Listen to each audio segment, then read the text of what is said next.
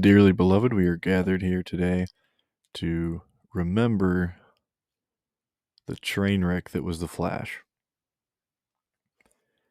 Over the weekend, this film completely bombed at the box office, and while the budget was somewhere around $300 million for production, probably higher, you never know how much they are fudging the numbers on that. It is quite easy to tell that at least $300 to $350 million went into just the production alone for this film, which means that it would need to make somewhere in the neighborhood of 800 or 900 million, probably around 900, 950 million to break even, and to go past that 975 plus to make a profit of any sort.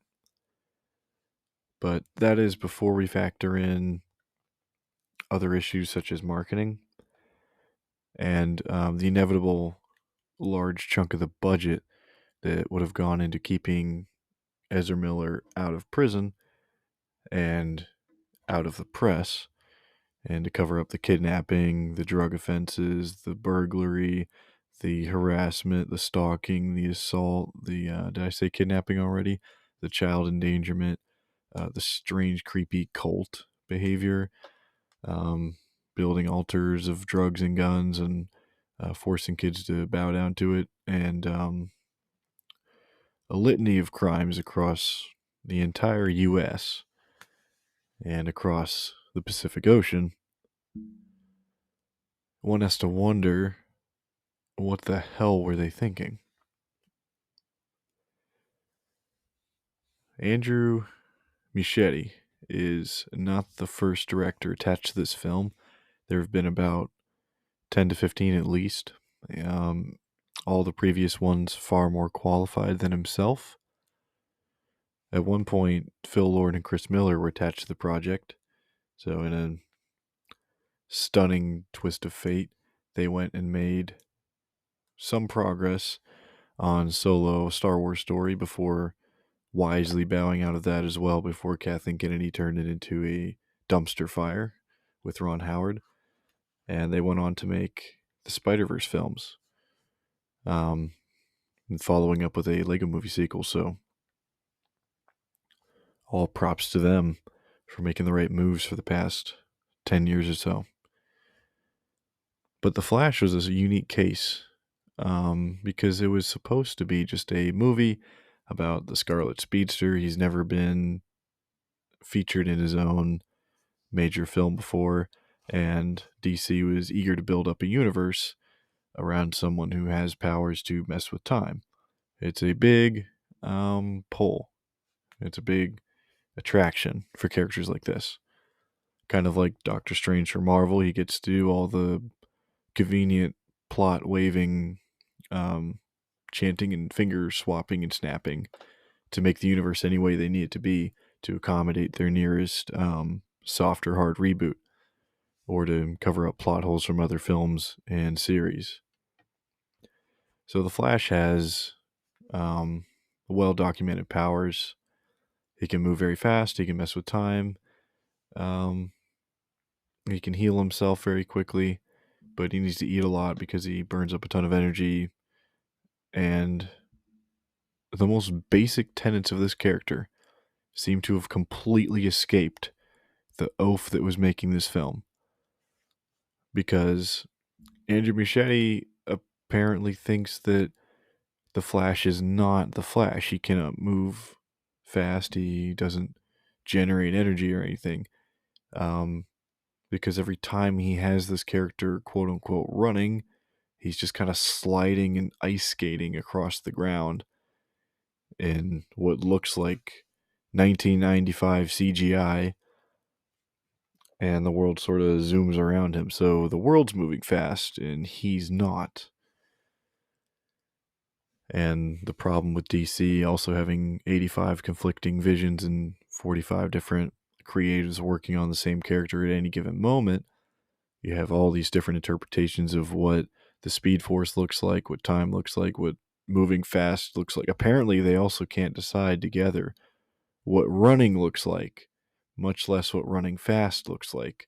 So the what appears to be complete lack of ability to create the slightest bit of realism in this film. Like, just the sheer lack of ability to animate into computer generated images was so apparent that when the director realized all of the criticism being leveled at the asinine effects, he claims that he made it look crappy on purpose because the world's not supposed to look normal when the Flash is doing flashy things, apparently. I mean, let's pull up the actual quote.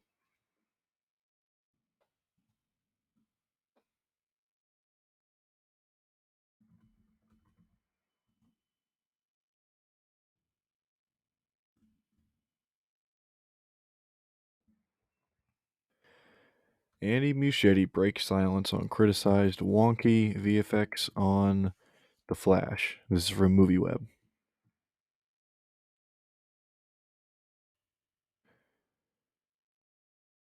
Much of the criticism received for the new film is related to the CGI or VFX, in addition to the presence of Ezra Miller after the various conflicts surrounding the main star of the film. So, yeah, first thing up in the article, you see that they're noticing the same thing.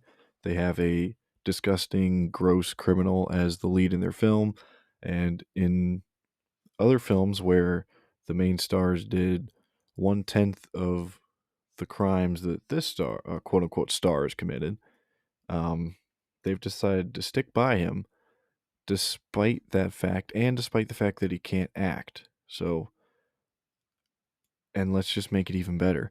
They decided to have like 2 or 3 different versions of him. So you're sitting and watching The Flash, you're not watching one, you're watching Ezra Miller in 2 different places on the screen at the same time, or 2 or 3. So just in case they didn't hammer the point home enough, Warner Brothers is perfectly willing to fire completely innocent people who were accused of defamatory accusations and lied about. They'll drop them at the drop of a pin, drop of a hat. But when they have an actual disgusting, shitty little criminal on their hands, they will refuse to do anything about it, refuse to discipline, stuff them in a hole for a few weeks, and hope that everybody just kind of forgets about it by the time their crappy movie comes out. But that's an aside. What looks like an unfinished film was released in theaters by a major film publisher in the year 2023 with VFX that look like they came out of a 15-year-old's garage when he wasn't even trying. So Andy Muschietti's response to this $350+ million well, if I say student art film, that'll do a horrendous disservice to all the fine student filmmakers out there who are far more talented and capable of putting together a good-looking film. So we're going to call this under the bridge filmmaking. So his defense of his under the bridge troll filmmaking is, quote, "The idea, of course, is we are in the perspective of the Flash. Everything is distorted in terms of lights and textures. We enter this water world, which is basically being in Barry's point of view. It was part of the design, so if it looks a little weird to you, that was intended." And the article correctly points out that it's not the first time DC Productions have received this type of criticism. For example, Joss Whedon's disgusting trollery that was called Justice League 2017 was also shoddily put together and made by either professionals with no time to do the horrible reshoots that he wrote, or a new team came in who was completely unprofessional, didn't know how to do a film, and slapped it onto some of the existing footage that was done by the professionals. Which this is why that love him or hate him, Zack Snyder's original cut was miles and miles better, even from the perspective of the people who seemed to hate him the most, which was the mainstream film critics on Rotten Tomatoes. So, where Warner Brothers is going with this then is now they've established a precedent that if you are lied about in the media, they will happily throw you down like Johnny Depp. However, if you have to be arrested time and time again because you will not stop committing ridiculous, stupid crimes and harassing people and kidnapping children and forcing them to take drugs and praise you at an altar and start a cult, you get to stay on if you say something like they, them every time you get arrested. It's pretty much how it follows. So, Andy Muschietti, the person who finally landed on this project after all the real talents had abandoned this sinking ship, was apparently tasked with sort of soft rebooting the DC universe, but also sort of kind of just keeping it the parts they want, but also in the middle of it, James Gunn was hired to run the place, so now he probably added his own mandates on and then jumped up and down, called it the greatest film ever. And Tom Cruise praised the film a few months ago because rumors are now swirling that he's being courted for a DC project, so we know what the bribery was in that case. So the way to move forward here is to recognize that Warner Brothers does not give half of a damn about the core audience, any new audience that they allegedly would try to attract,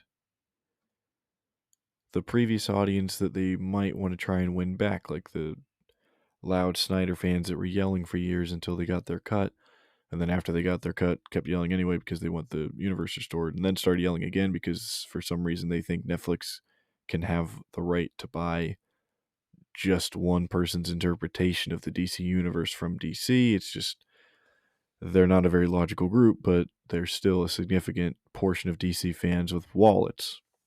So Warner Brothers does not want any fans. They don't want anyone, any consistent customers. They don't want any people coming to see these films for the excitement of what might happen or for a continuation of a story or to find out a new one, because all they ever do is throw crap at the wall, see what might kind of stick.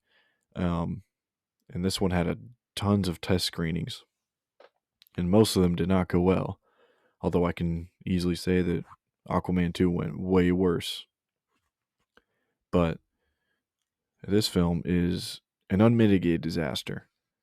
Back in 2016, the media was on the tips of their toes and on pins and needles, teetering back and forth, waiting for the feather to drop in Batman vs. Superman Dawn of Justice so they could declare it a critical failure, a commercial letdown, and a monetary flop.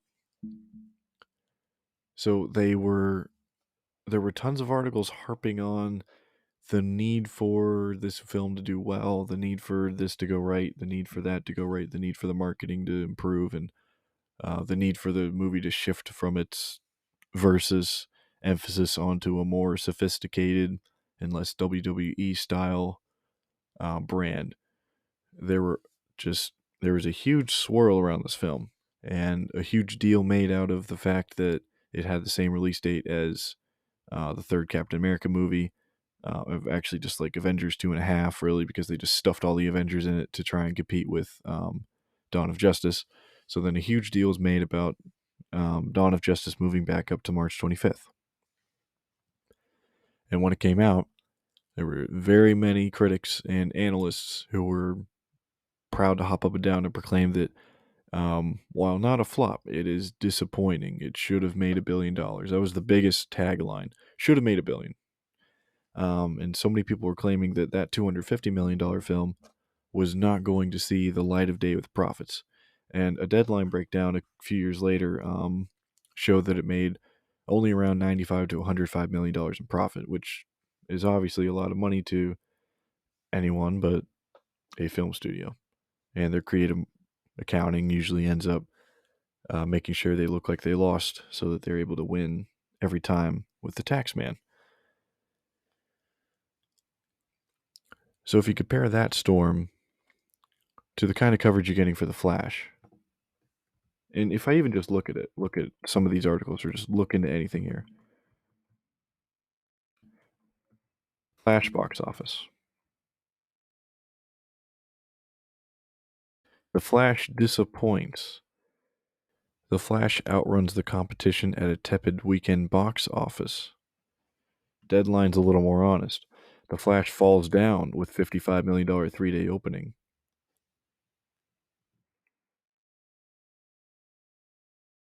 Pixar's Elemental falls flat, adding to worries about the brand. That's the New York Times, ignoring The Flash altogether, of course.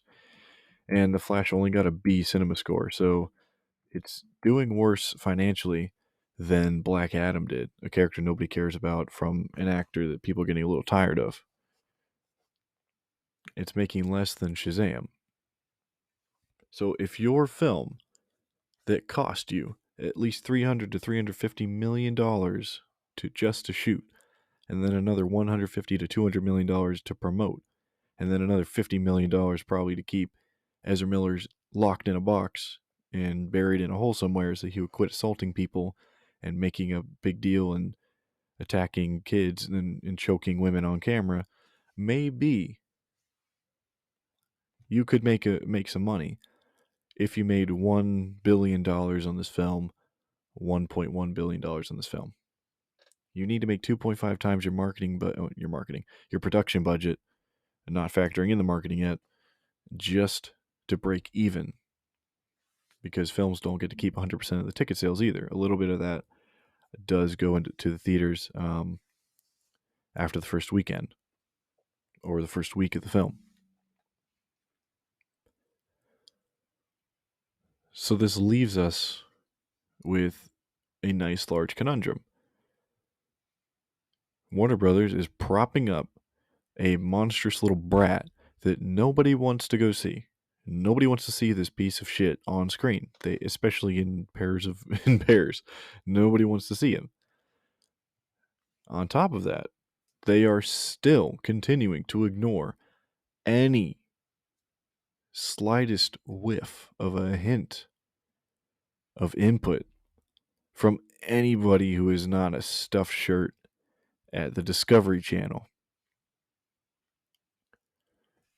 You will never see a fan-made DC film on the major live-action level for a long time.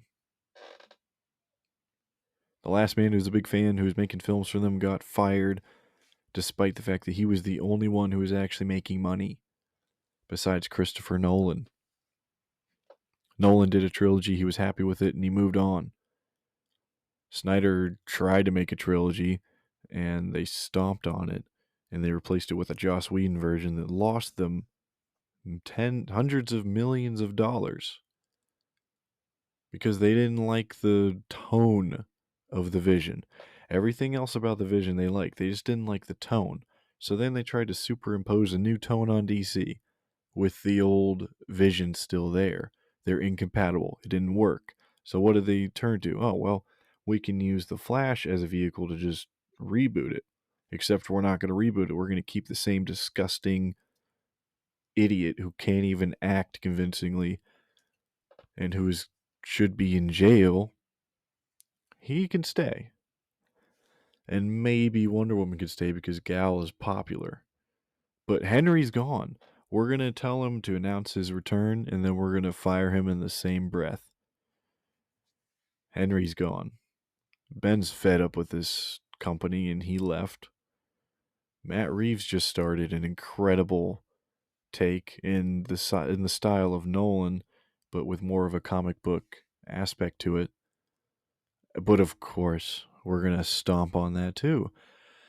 Because in this grand new vision that James Gunn has for DC, full of criminals and flops and honestly just might as well cook the books at this point because they're billions of dollars in debt from the merger anyway between Warner Bros. And Discovery.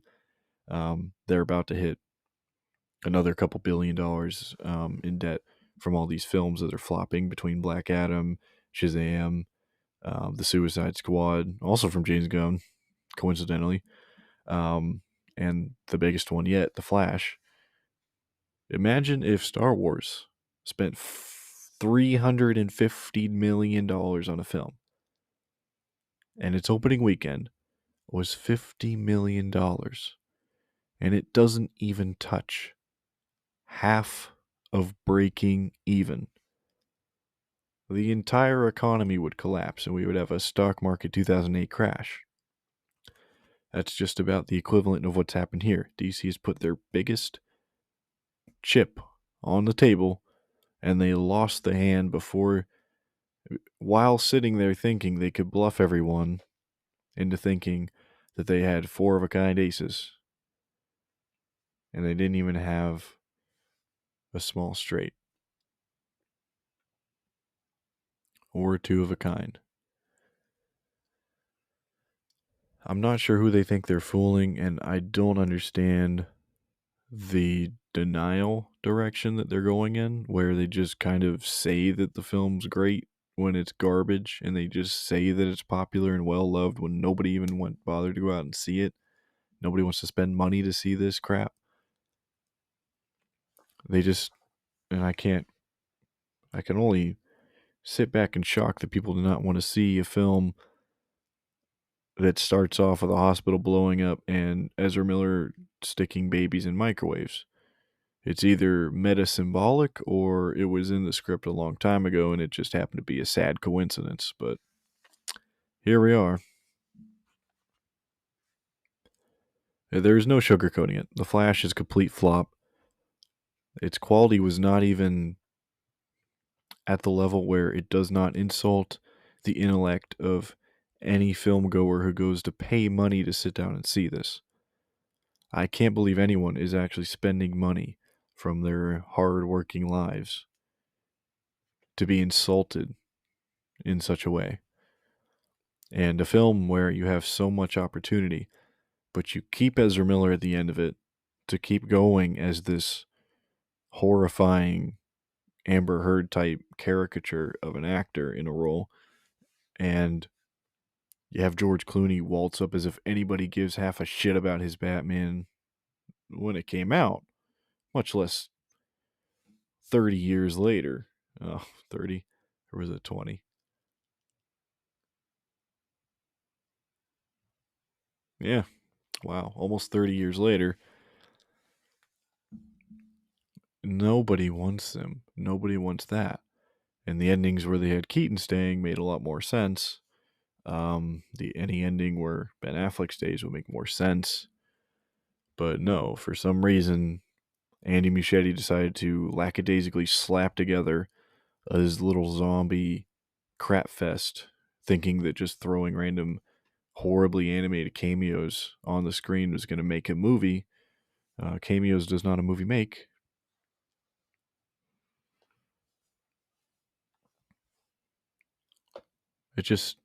It's mind-boggling. It's mind-boggling.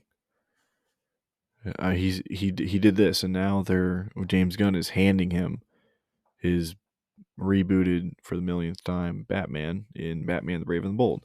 And his excuse for that one is probably going to be, oh, well, the VFX are supposed to look really shitty because Gotham City's dark at night. And we're seeing it through the eyes of this kid, Robin. Yeah, so he wouldn't see things very clearly. Yeah, he wears that bright mask on his eyes. Yeah. I can't wait for the excuses. And who's he going to get to play Batman? I mean, my first bet is on Armie Hammer because he's clearly fine with having Ezra Miller. So what the hell are the qualms going to be about getting Armie Hammer despite his controversies? And his cannibalistic Instagram messages and the way he gleefully laughed at women who said, "Hey, you went too far in our encounter in real life." He texts back, "Oh yeah, that was funny, wasn't it? I really enjoyed watching you crawl away saying no." So the kind of sick, twisted individuals that Warner Brothers thinks are admirable or worthy of our respect or worthy of our money. They're a joke, and they usually end up pushing away all the good creatives anyway. And they're currently trying to get Christopher Nolan to come back with a 10 million plus bonus for Tenet, basically begging him to return after he rightfully left them and went over to Universal for their HBO Max complete disaster in 2020. The way they screwed over all the creators.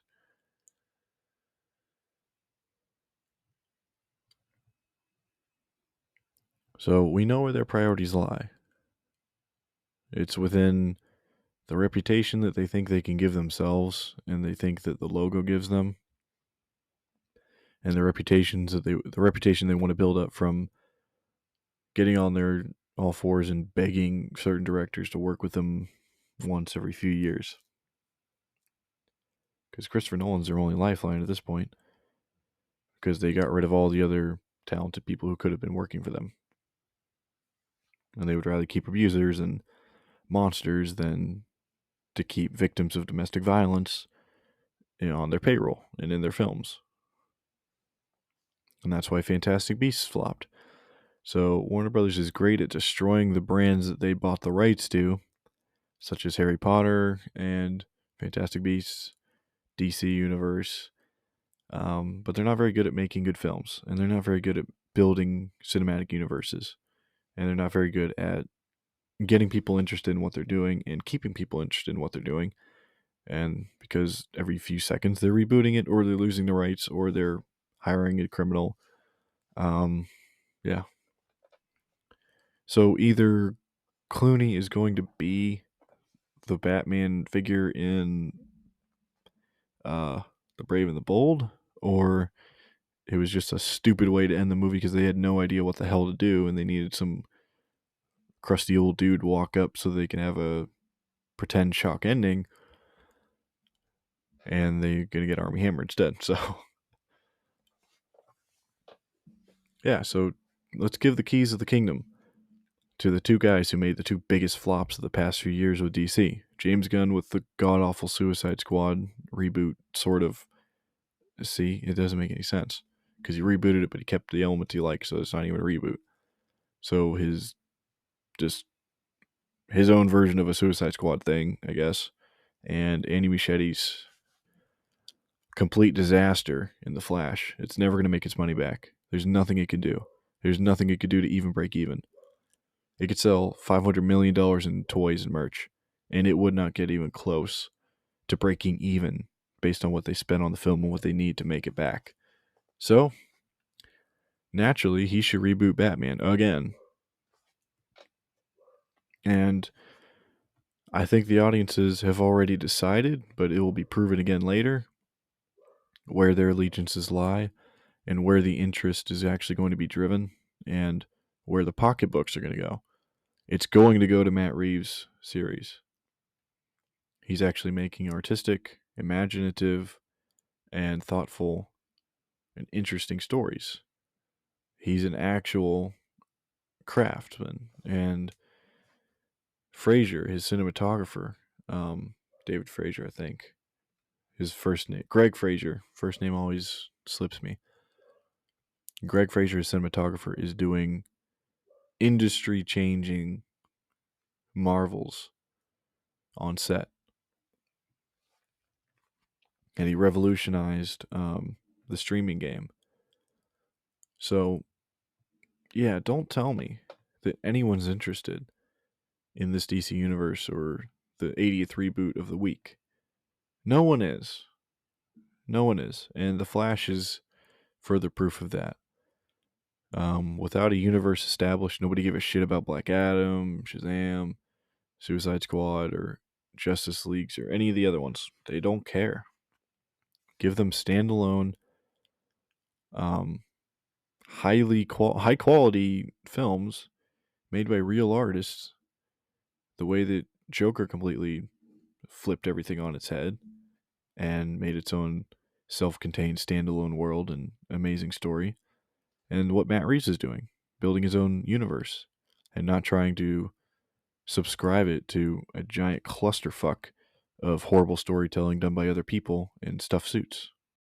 So the big question seems to be, where do they go from here? And how do they fix this? How do they improve it?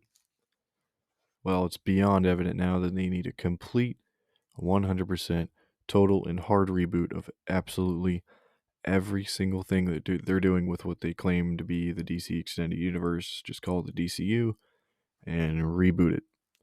Get rid of absolutely everything that they've done up to this point and just try again.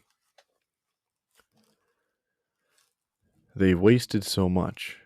The number one person who I think should be playing Superman in this new universe is Henry Cavill. They've already wasted him. They've already just told him he's back and then fired him in the same breath. Same for Wonder Woman, same for most of these other roles.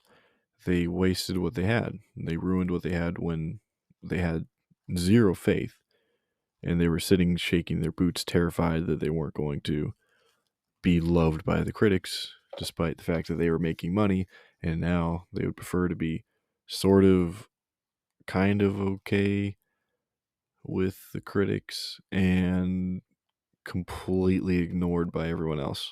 No one else cares anymore, and they're not making any money.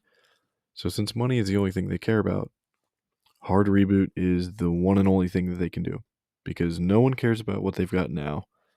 They've alienated everyone who liked what they had before, and the people who didn't like what they had before are not coming to what they have now because it's so garbage that they have no incentive. So what they did not like about Snyder's universe was not replaced by quality. It was replaced by complete dog shit. That being the case, there really isn't anything you can do. You can't make these two completely opposed groups happy at once, and you also can't keep putting out these failures and flops and low IQ trash fests. You're going to have to look at the comics, look at their trajectory, get a bit of inspiration, and just completely restart and try again. You're going to need to fire James Gunn and Peter Safran because they're both morons. Safran's a sleazy, slimy schnook. There's no reason to have James Gunn with his hundreds of pedophilia tweets and Peter Safran with his gross backdoor entries for Amber Heard to stay with Aquaman 2 for a while before she eventually got 86'd. I don't see any optimism to the news of Flash flopping. I don't see any optimism to the direction of the DC Universe at this point. Used to be a pretty good fan. I didn't really like what Snyder was doing, but it was better than this garbage. And I wanted to see something more akin to the Golden Age. Well, not the actual Golden Age. Something more akin to Bronze Age in 1970s, 1980s DC Comics. Crisis on Infinite Earths would be a pretty good storyline to adapt as an excuse to fix this universe, but they've already gone so far beyond that they can't even adapt Flashpoint, obviously, the most overdone Flash storyline of all time. So there's zero chance that they're going to even be able to scratch the surface of not fucking up Crisis on Infinite Earths. So they shouldn't even try, honestly. They should come out with a Justice League film, and from there, they should just spin everything off, and see what happens. Because if they keep what they've got right now, any element of it at all, it's just not going to work. It's proven that it's not going to work. And you can slap all the cameos from old stuff on there if you want, even from the 80s with Keaton. It's not going to change it. It's not going to fix it. It's not going to make it work. It's not going to make it good. And putting your faith in the entire future of your universe and hundreds and hundreds and hundreds of billions of dollars on the shoulders of someone like Andy Muschietti, who's such a lazy filmmaker. It just speaks volumes to the lack of care that they even have for this in the first place. So, the best possible advice in any universe in this situation to give them is simply just sell the rights. Sell the rights to Universal, the entirety of DC, the comics, the movies, the absolutely everything. Sell the rights. Because they don't have the right to keep the rights, and they don't have the right to make things this pathetically and make garbage of this level. They obviously don't know how to make films. They don't know how to have a universe. They don't know how to do superhero films. So they shouldn't have this burden of feeling like they need to pump out these big IP, lazy, pasted together mishaps to compete with whatever Disney's doing. They should give it away or sell it so that someone else who is capable of making films of that quality and caliber with the relative speed of Disney, not quite the same probably because Marvel fatigue is real with just how many movies they pump out per year, but if you can do 1 or 2 movies per year, 1 or 2 shows per year, someone else should be doing that. Because Warner Brothers Discovery is a complete mess and a bomb and a wreck of a merger. And they can't make films. They can't make good films. They should not have this IP. It's only damaging them, their reputation, and their pocketbook. They already lost the Lego movie license, which is amazing. It's good that that went somewhere else. So, any and every IP that they can lose, they should. They were the favorite to get Doctor Who, and Disney Plus ended up getting that distributing license in the US. So, the new Doctor Who seasons are going to be streaming on Disney Plus for viewers in the US. That's something that Warner Brothers has been talked about circling for at least 10 years. And it was heightened with their Lego Dimensions release, with the Doctor Who features on there and the stories and the inclusion in the packs. And it didn't happen. So frankly, the state of the DC Union is burning on fire in a dumpster. And the only way to get out is for someone else to come with a fire extinguisher, put it out, and recycle what's salvageable. Because this is obviously not working. And while all the apologists are out there trying to do PR for the film, for the company by extension, you go, man. I mean, you do you. I'm glad you find enjoyment in turning your brain off and drooling out the wrong orifice for a couple hours, but most people are not going to turn out for a film if it looks worse than something that their little cousin can do with his stop motion Legos. So until they start putting out quality content, there's really no reason to waste a lot of time reviewing it or talking about it much. I think this episode was mainly dedicated to the memory of DC films, what it could have been, what it turned out to be.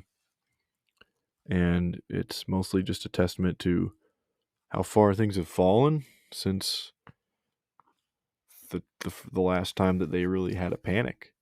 Because the mainstream critics had a real vendetta against Snyder and what he was doing with DC films. It was very palpable. It was obvious to see.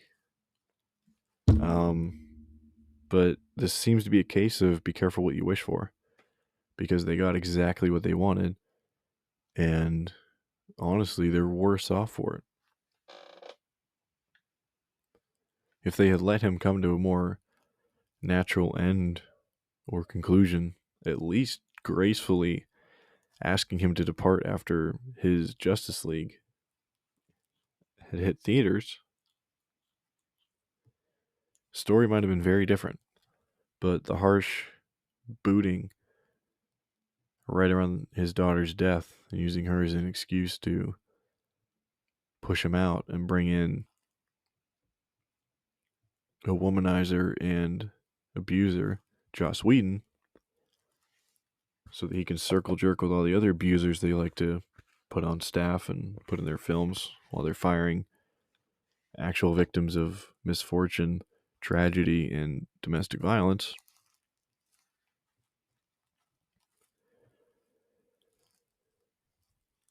They could have had a much easier way of things, but such is the way of the stuffed corporate suits bowing down to donors and stockholders and lobbyists, and all the nepotism that goes on in the film studios. You don't see any actual creators at the top spots. You don't see any passionate fans as CEOs, and that's going to show. They throw what they think will stick on the wall enough to make them some money, and they've obviously been wrong on every single occasion for the past couple of years. The writing on the success of Matt Reeves' dedication to his vision and his great skill and his natural talent of surrounding himself with other people who are also highly skilled and working hard on a script until it's right. So they're happy to ride on his coattails, take his success, and then try to claim it as their own when all the garbage that they put out is barely even viewable.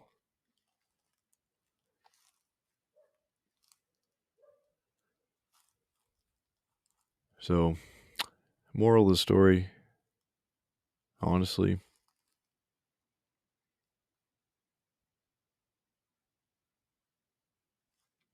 it's a good fucking question. Who knows?